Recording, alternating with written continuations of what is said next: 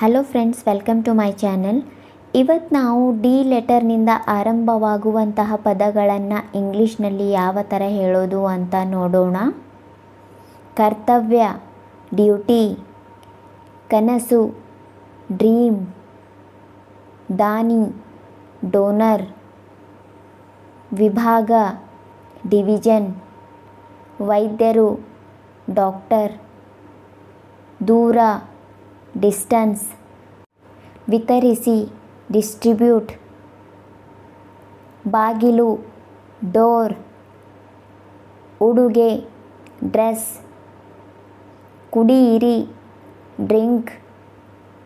ಕ್ರಿಯಾತ್ಮಕ, dynamic.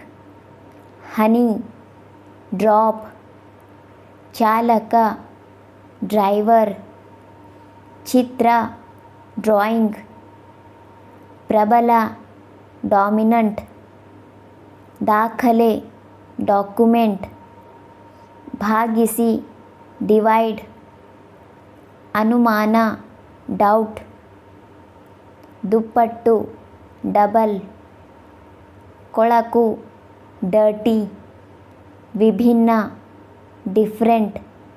Thank you.